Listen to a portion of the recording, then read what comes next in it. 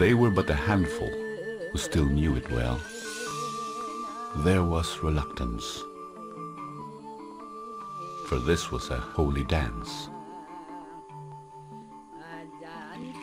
But being Filipino, the need to be hospitable to the kind visitor was powerful. They relented, and like teachers showed how a particular gesture is made. How to balance on one leg with grace, and how to be one with the Spirit.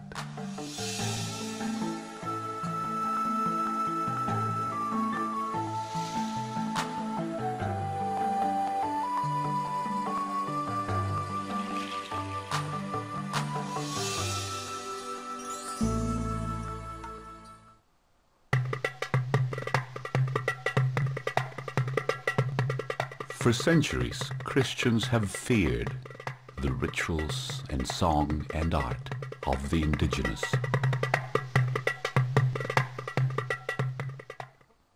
For centuries, Christianization meant colonization, the stamping out of what is native and local in costume and culture.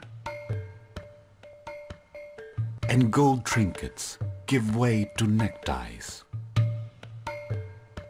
Entire generations learned a new language, a new culture, a new religion.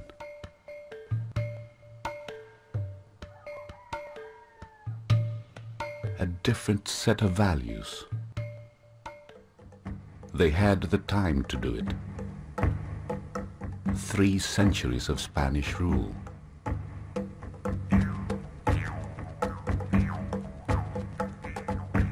The Philippines was a society that had no chance at redeeming what was lost.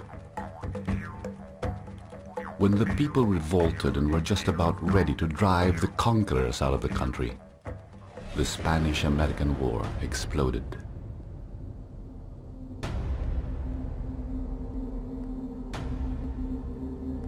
And the country was ceded to a new white man from a country with an exciting culture. A strange set of values, a new language, a new kind of Christianity, and Hollywood. As Christianity spread to the rest of the world, it took on a new face. The God of the Bible, a faith of Eastern origins, began to assume a Western face and was presented as deity, pleased only with Western cultural expressions in architecture, language, or music. Soon the indigenous was judged and labeled as demonic. Images of saints were made to look like the white man, and representations of Satan like the native.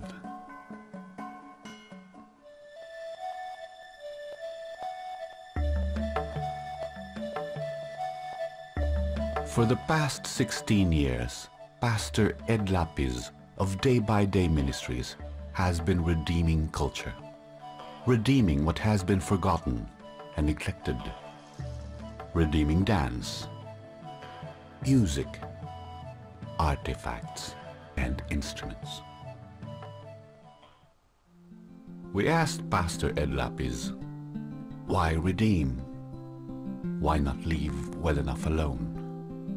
Sadly, many waves of evangelization also came together with waves of colonization. Christianized Western empires conquered the world and brought not only their political systems, but also the Christian faith. If I may compare it with translation, why bother put it in your language?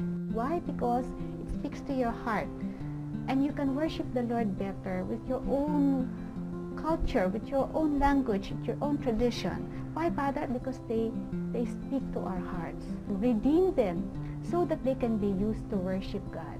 It is part of our responsibility as a people and as a nation to be able to show what is our identity, what is our peculiarity, and therefore one way to glorify God is to recover whatever God has given us. The Christian church had unwittingly turned many peoples of the world into second-class citizens and third-class believers because they had been forced to convert not only to the Spirit of Christ but also to the culture of the missionary. Ed Lapiz believes that when Christianity becomes culturally generic, the message loses saltiness, power, strength. One of the goals of cultural redemption is to find very powerful cultural and even linguistic symbols in the recipient culture to be used in the explanation of and sharing of biblical truth. But when we borrow, for instance, foreign coined words to describe or to explain a profound spiritual idea like born again, usually you get into a lot of trouble. But in our language, for instance, we have indigenous phrases that say the same thing and say the same things very effectively. For instance, we say pagbabagong loob, which means literally to change your heart inside of you. In 1998, the Evangelical Church celebrated 100 years in the Philippines. There has been criticism that it has been a century of hard work with few fruits. I think that the poor spiritual harvest of the last 100 years could be attributed to poor farming methods. While there are very powerful cultural tools available in the recipient culture, most of the missions opt to use foreign words, foreign paradigms, foreign methods that never really worked. Monte Ohia of New Zealand said that God is a God of variety. God is not a God of sameness. So why there should be only one sound for the entire Christian church around the world? Why should the organ be the only sacred musical instrument? Why should formal Western music be the only music of formal church liturgy? Why should formal Western clothes be the only appropriate dress for Sunday worship? It's not just the West who is an image of God, no? All cultures, all peoples image God in their own unique ways. And that has to be surfaced. And this means that you surface a peculiar understanding of who God is to you as a culture.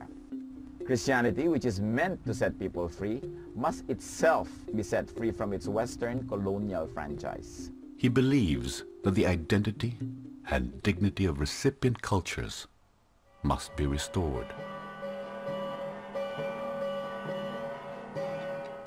The errors of past missions corrected.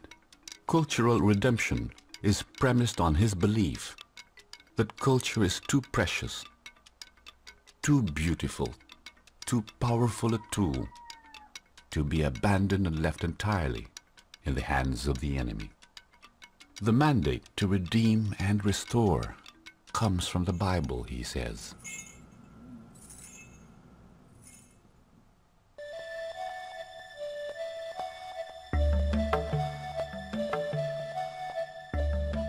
The theology behind redeeming dance for Christian worship is clear to Pastor Ed Lapiz and the day-by-day practitioners.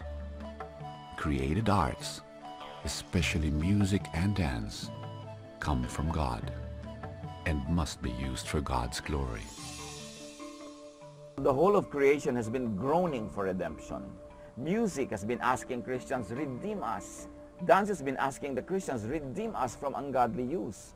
All the beautiful and powerful creative works of art have to be redeemed, grabbed from darkness, and used as agents of light. Satan does not own anything. He is not a creator. He does not own the arts. Satan only came to grab, distort, appropriate for himself all the beautiful creations of God. And over time, godly people, the church, began to shy away from these things because they think they were satanic. God's people who were themselves redeemed by the blood of Christ must repossess the arts and redeem culture. It's time for us to be able to say, this belongs to God.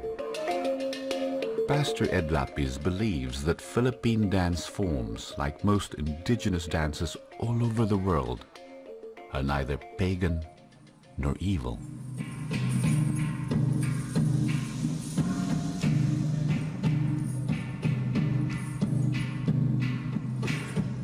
It is the heart of the artist and the object for which the art is being performed that gives it morality. So when a Christian dances for God, When a Christian musician makes melody to the Lord, whatever the form of music, whatever the tone, whatever the volume, it is holy art. The thesis is simple. The power of culture as tool of worship and communication is beyond doubt. The same power becomes gravely destructive in the hands of the enemy. That is why it is imperative to redeem them. Any unoccupied orchard invites thieves.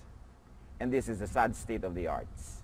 The people of God don't occupy this orchard of the rich arts and cultural forms. The failure to redeem and use culture in Christian worship and teaching is to concede and consign it to the exclusive misuse of the world.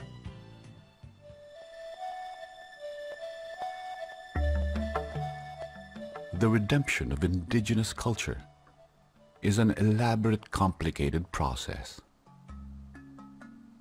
The research is extensive and intensive. Observing, recording, encoding of text and context, and bringing them from the sticks to the school.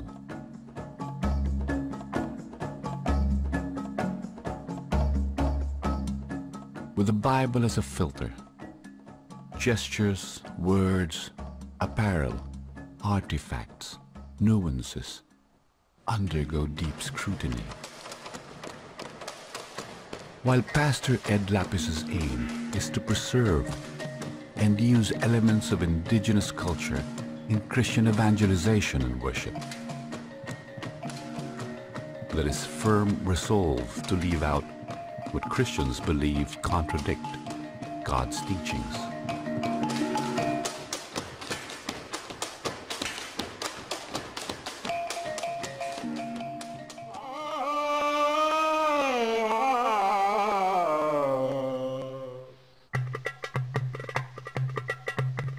They filter, take out objects, names of deities, practices.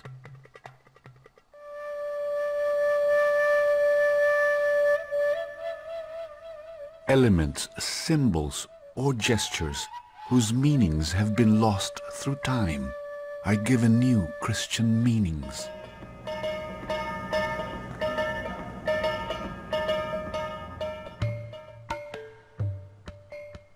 The traditional dance, featuring oil lamps balanced on the heads of dancers, is now performed by Kaloob, day-by-day's dance troupe, to celebrate the descent of the Holy Spirit on the heads of believers.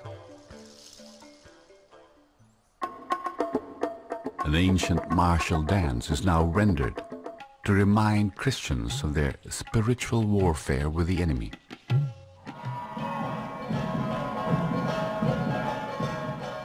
An age-old peace pact, featuring the drinking of wine between enemy tribes, is staged to remind the viewer of the Lord's Supper and the believer's peace with God through the blood of Jesus. A folk dance with clashing bamboo poles today represents the snares of sin.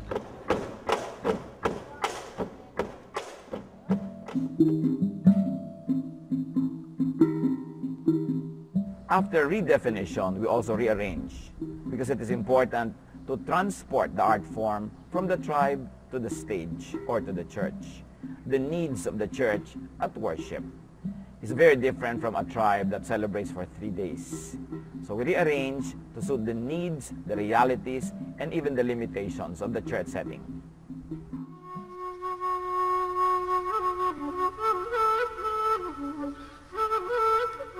Because many of the art forms had been used and associated with paganism, there must be formal rededication to God. We rededicate to make it clear that now the object of the worship, the person for whom the dance is being performed, is God, our Creator in heaven, and not some deity.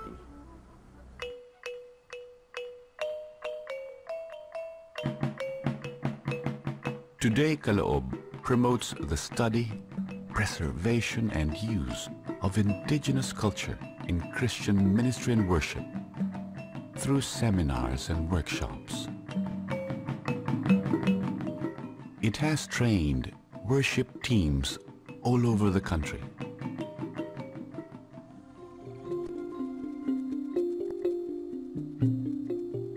Pastor Ed Lapiz has written several books that explain and promote cultural redemption.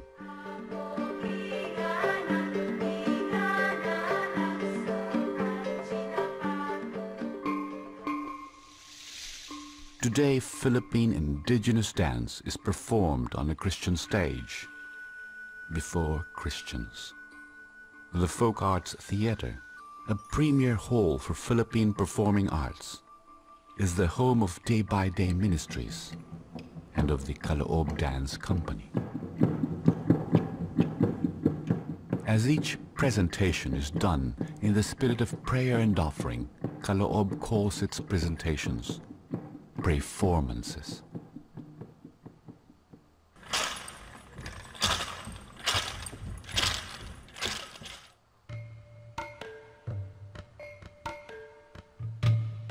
Change is difficult in an area already fraught with disagreements and varying positions.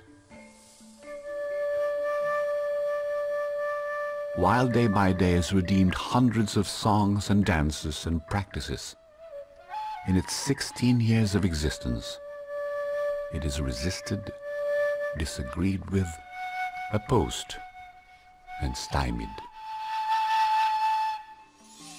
Changing anything, especially tradition, is always difficult. For one, many people equate any new thing with error, with mistake, and sometimes even with Satanism. Many religious people always judge things that they don't understand. And just like in the times of the Lord, when he was making new applications of old and unchanging truths, he was misunderstood. He finds this opposition more painful because it comes from fellow believers.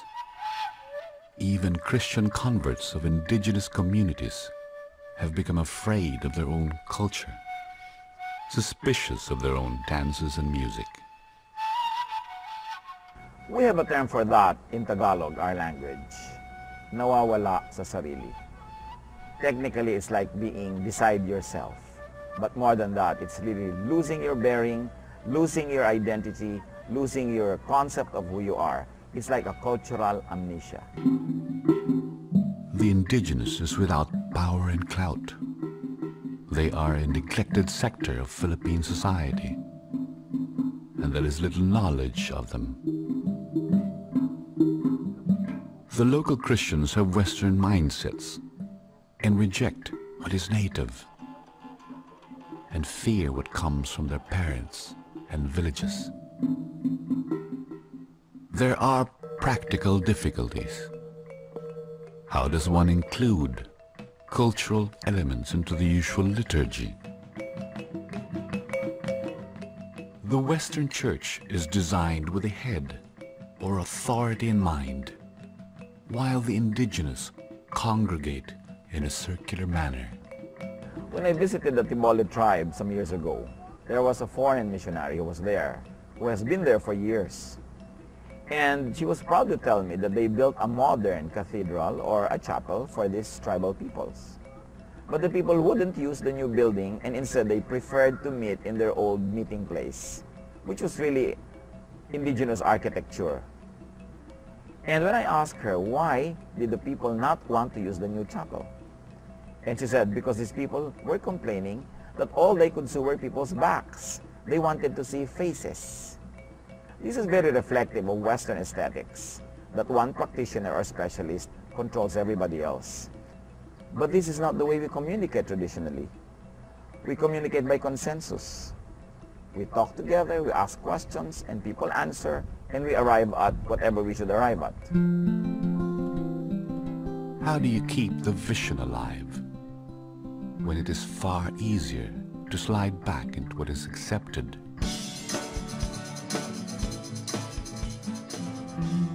And normal and Western.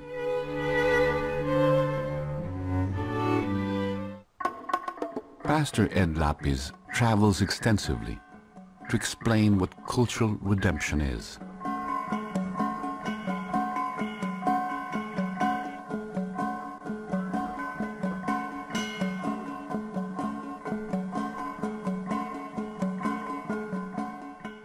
How do you popularize what is folk and indigenous to a society that has been westernized in its taste in music?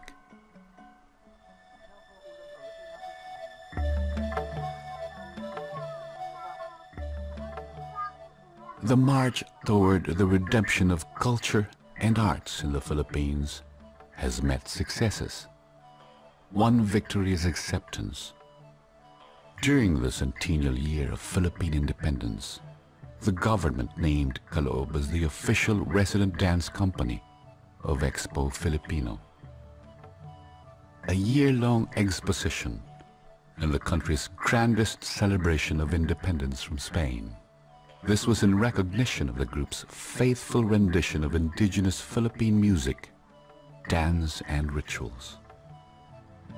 There have been major incursions into the Christian mainstream. Day by Day Ministries' Caloob Dance Company has been part of major Christian events in recent years. In many Christians, fears have been assuaged. There have been converts and catalysts. I think this is what cultural redemption is, that you can use who you are. You can appreciate who you are as a people and use your own culture to represent, to put your heart out to God and worship God. And I think if we do that, then the Lord will bless it. The Lord will use it. The Lord will appreciate it and honor that as a worship of His people.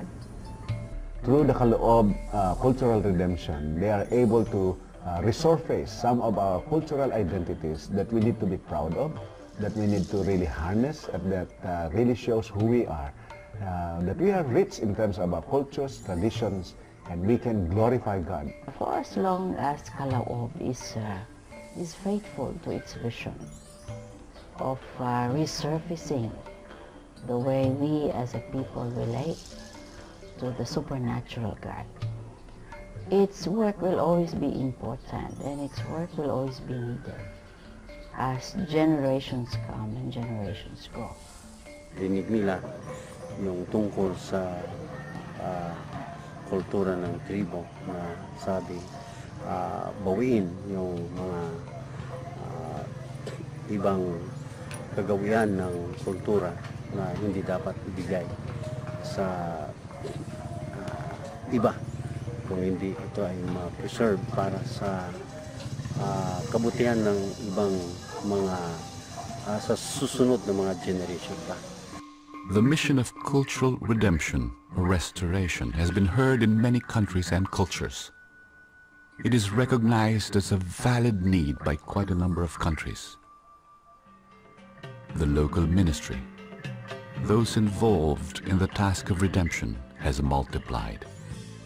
There are to date 300 redeemed dances, songs, and rituals.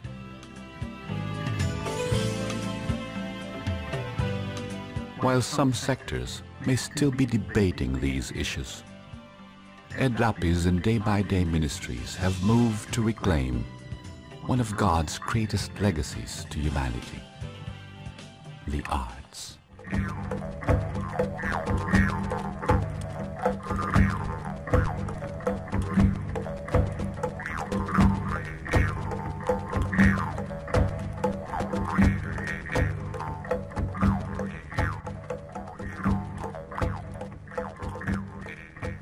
The road was never an easy one. Hostile opposition and aggressive resistance came from everywhere and from everyone. Institutions, Bible schools, congregations, educators, pastors, everybody shunned us. We were branded. Now that's history. Many institutions no longer brand us, and many conservative people no longer squirm when we use gongs in our liturgy. But while most of our rabid critics have been silenced either by enlightenment or irrelevance, much work still needs to be done.